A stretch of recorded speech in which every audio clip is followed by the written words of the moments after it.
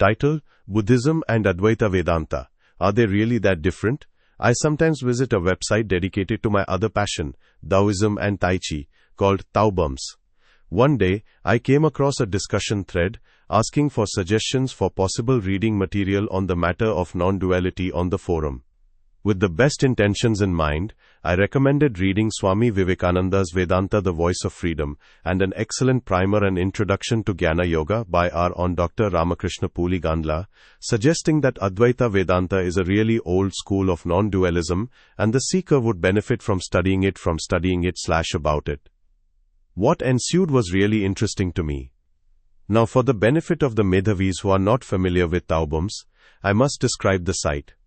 The site was created for practitioners of Taoism and Taoist arts, but also encompasses practitioners of yoga and meditation, ranging from our Ashtanga to Buddhist, Tibetan and Zen schools as well. Throw on some practitioners of ancient Egyptian systems and other New Agey traditions as well. There are some very interesting and enlightening discussions that usually are underway there, so what happened after my post really was a surprise. Here's the link to the discussion. The bone of contention was that some commentators on this thread seem to think that Advaita Vedanta relies on a ground of phenomenon to express and culminate the feeling of non-dualism. And Buddhism does not, since it considers the phenomenon to be illusory. Furthermore, when I mentioned Tatattvamasi and Aham Brahmasmi, it was indicated to be that these two statements are the root of ignorance in the true non-dualism, since they stop at the phenomenological level, or so I understood. Tatattvamasi, you are that, Aham Brahmasmi, I am Brahman. Yes, indeed, and those pronouncements are the cause for the Advaitan wrong view, the identification of subject with totality. Quote, where is this ground of phenomenon? Buddhists call this ground something else, that's all. Taoists call it Tao, Advaitins and all Vedantins in general call it Brahman. There is no ground, but everything is the ground. There is no phenomenon, but everything is the phenomenon. Buddhists don't call this ground anything, because ground is an illusion. Emptiness is not a ground, but a pointing towards the true nature of reality free of conceptual limitation. Emptiness is not a substance. Emptiness is not a substratum or background. Emptiness is not light. Emptiness is not consciousness or awareness. Emptiness is not the absolute. Emptiness does not exist on its own. Objects do not consist of emptiness. Objects do not arise from emptiness. Emptiness of the I does not negate the I. Emptiness is not the feeling that results when no objects are appearing to the mind. Meditating on emptiness does not consist of quieting the mind. Shankaran Advaita and Mahayana Buddhism have much in common, as they both influenced each other. They use similar terms, but the definitions are different, and so is the fruit of the realization. It's a deeper and more subtle realization. There is no Atman in Buddhism, this presence is negated with Anatta, and there is no Brahman in Buddhism, this background is negated through Shunyata. This negation is important. It is the antidote to having a wrong view, and having a limited interpretation of non-dual experience, like having some fog on your viewing lens. The middle way is the razor's edge between eternalism and nihilism. This is a thesis that discusses the differences between Shankara and Buddhism. I'll quote the important parts that relate here. Quote, page 45. Nagarjuna refutes any view of eternalism or absolutism in his philosophy. Eternalism and absolutism has no place in Nagarjuna's philosophy of Sunyavada. He advocates the middle way between externalism and nihilism. According to Nagarjuna, says Harvey, the nature of dharma, phenomenon, lies between absolute, non-existence and substantial existence. This is what Nagarjuna means by the middle way. 98. Nagarjuna perceives that all dharma, phenomenon, lack the quality of inherent existence. Anything that appears to exist inherently or independently, according to Nagarjuna, is imputed by one's ignorance. In reality, all are empty of any inherent existence, including emptiness as well.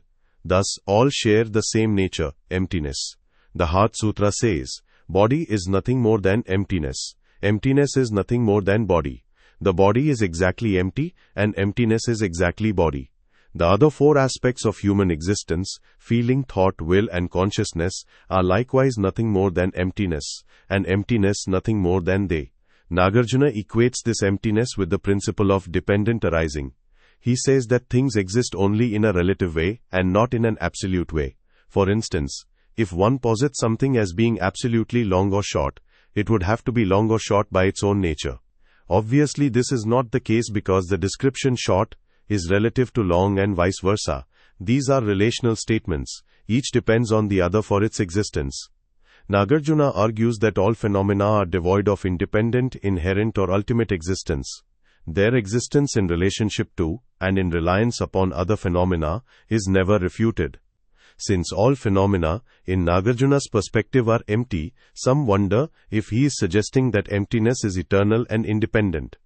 Nagarjuna's response is that even the ultimate reality, emptiness, exists in dependence on other phenomena and not as an ultimate basis for other phenomena to arise. Hence, Harvey says, emptiness is not some ultimate basis and substance of the world, like the Brahman of the Upanishads. 99. In other words, reference to emptiness is always made in relation to object's ultimate nature, devoid of any inherent existence. By contrast, Shankara sees Brahman as a separate entity with essence. According to Shankara, the manifold world is an illusory world. It is superimposed upon Brahman by the power of Maya and Avidya, ignorance. Thus, Shankara says, this universe is an effect of Brahman. Apart from Brahman, it does not exist. But this universe, which is superimposed upon Brahman, is nothing but a name. 70. J. Garfield, 1994, compares this view with the notion of emptiness, and says that, if emptiness is perceived in that fashion, the notion of deep unity between the conventional and ultimate truth is not understood. He says that to see emptiness in this way is to see the conventional as illusory and emptiness as the reality standing behind it. 2. Moreover, he says, to adopt this view of emptiness is indeed to deny the reality of the entire phenomenal conventional world. 9. Therefore, Garfield refutes emptiness as a self-existent entity, existence that stands behind the veil of illusion represented by conventional reality. 2. Last but not least, there are other fundamental concepts that separate Mahayana's notion of sunyata and Shankara's notion of Brahman. For example, in Mahayana Buddhism, sunyata is not an end, but is a means to achieve the Buddhahood, the perfect enlightenment.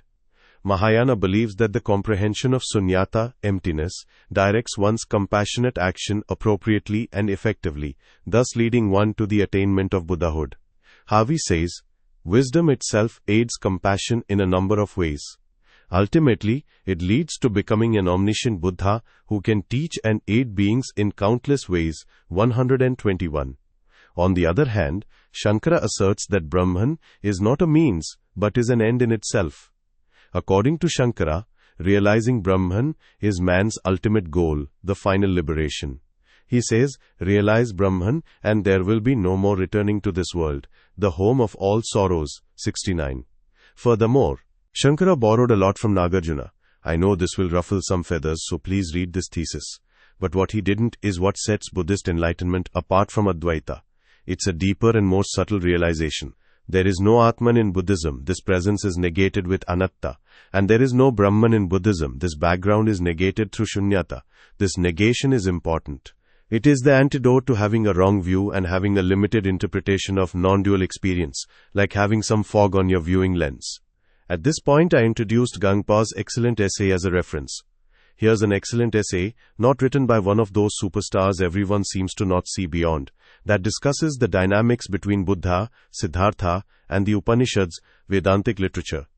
To which the response came, the differences are very subtle and very difficult to grasp for someone stuck in eternalist views. And so we went back and forth. It was confusing for me, because it seemed like this commentator wasn't really aware of the concepts of Nirguna and Saguna Brahman and their interrelation to different levels of union of the practitioner. I wanted to bring this lively discussion in front of the Medhavis so you all can help me better understand the differences and formulate arguments for and against this claim. Advaita Vedanta is inferior to Buddhist non-dualism because Advaita Vedanta relies on a phenomenological ground for non-dualism, whereas Buddhism calls this ground illusory. Thanks, Dwai.